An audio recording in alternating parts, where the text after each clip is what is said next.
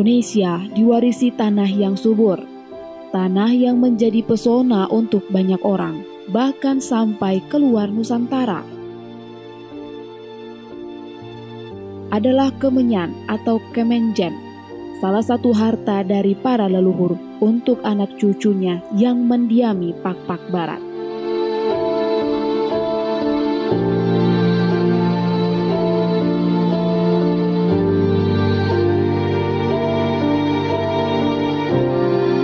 Ya, jadi kalau pohon kemenyan ini sebenarnya ataupun pohon kemenjen ini itu tidak bisa terlepas dari sejarah masyarakat Pak-Pak sendiri. Jauh dari cerita-cerita yang ada, kalau kita buka pun sejarah-sejarah bahwa pada zaman dahulu kala ketika orang-orang Timur Tengah telah mengadakan kontak hubungan ke Barus, Barus itu juga adalah daerah Pak-Pak sampai kemari, ini kemenjen sudah diperjualbelikan.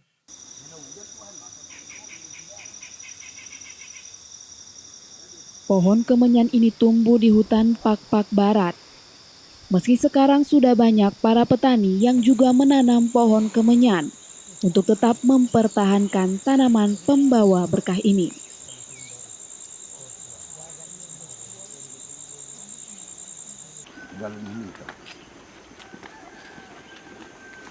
Jauh dari kediaman masyarakat Pak-Pak, setelah diadakan tradisi pemberangkatan, petani berjalan menuju hutan kemenyan.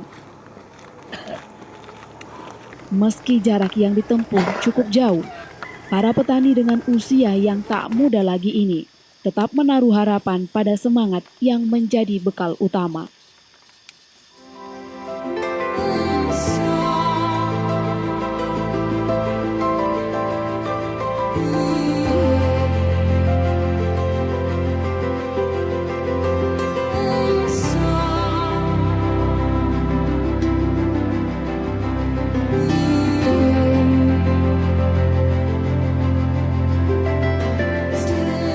Jauh dari keramaian di dalam hutan, pohon kemenyan ini tumbuh dengan subur.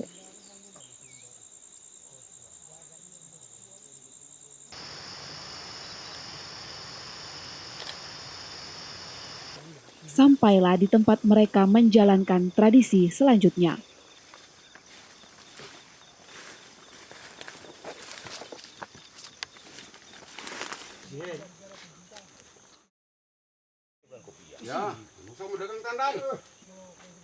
Gubuk ini pun menjadi tempat mereka untuk menyimpan getah pembawa berkah, getah kemenyan.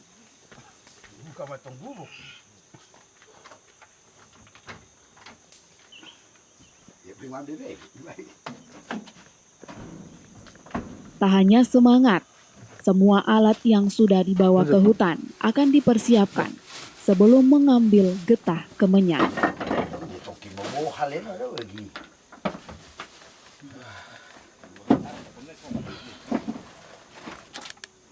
Tradisi ini dijalankan sebagai pengharapan agar alat yang digunakan bisa membantu saat para petani akan mengambil getah kemenyan di atas pohon.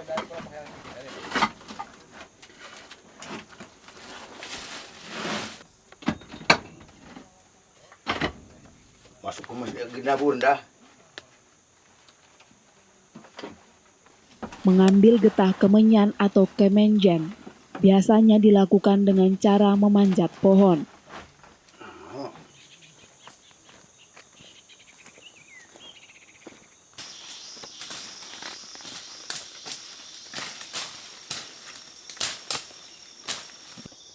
Alat yang digunakan pun sangat tradisional.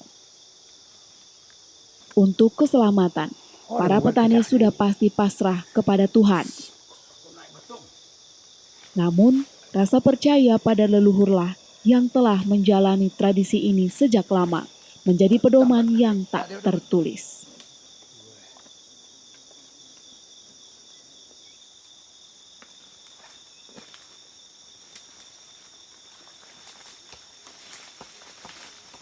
Mulai meleh weh, tanggung bahanen.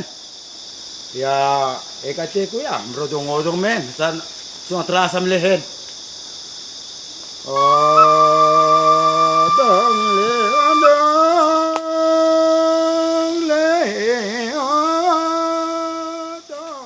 Panen memanen getah kemenyan adalah tantangan bagi para petani, bukan hanya risiko keselamatan. Tak jarang rasa sepi saat berada di atas pohon kemenyan pun kerap dirasakan.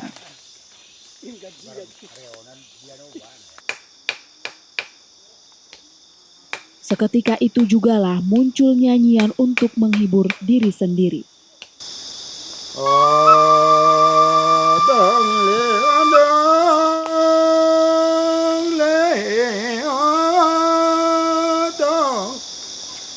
Mengelai-elai bana bagen mokupe nasi sidaging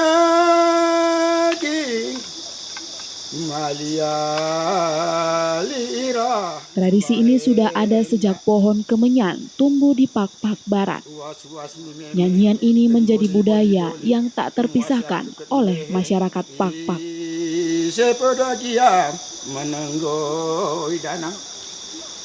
Itu adalah bagaimana seseorang mencari kemenjan di batang kayu kemenjan, tapi pada saat dia mengerjakan itu sering datang kira-kira pemikiran-pemikiran yang, karena dulu kan sering pekerjaan dikerjakan seseorang, ada beberapa orang, jadi ada terlintas kisah-kisah seseorang. Apakah dia karena kerinduan, apakah karena penderitaan, itu semuanya terlampiaskan berkat lagu. Itulah yang disebut dengan odong-odong tadi. Otang merdu rumah kogia. Secara sederhana, odong-odong ini diartikan sebagai alunan yang disairkan oleh para kemenjan saat berada di atas pohon kemenyan.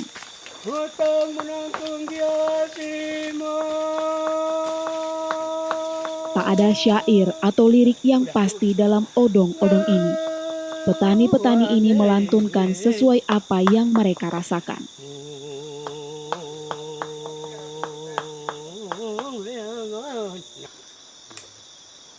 Tapi kenalahkan.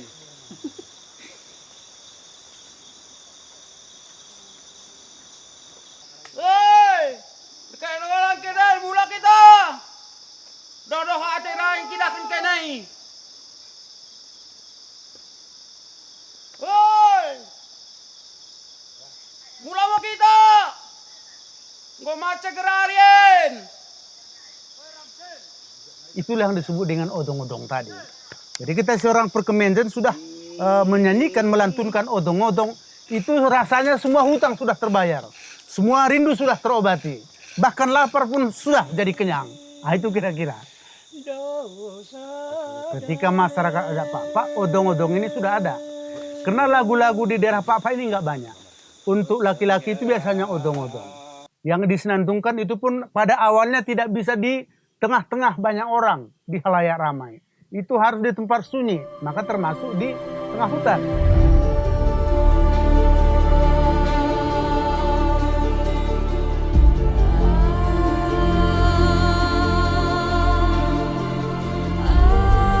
Suku Pak-Pak adalah orang-orang yang beruntung, mewarisi hutan dengan segala isinya, memiliki pohon kemenjan dengan getah pembawa berkah. Dan tradisi yang diwarisi tak boleh berhenti di generasi ini. Tapi Pak-Pak ini mempunyai kekhasan sendiri tentang odong-odong ini.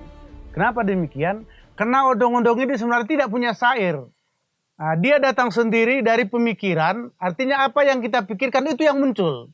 Apa yang kita ingat itu yang muncul. Apa yang kita bayangkan itu yang muncul. Jadi kita berharap bahwa ke depan bukan hanya orang tua lagi yang tahu odong-odong, tapi juga semua anak-anak muda harus tahu dan mempelajari odong-odong ini sebagai milik hakiki budaya Pak-Pak.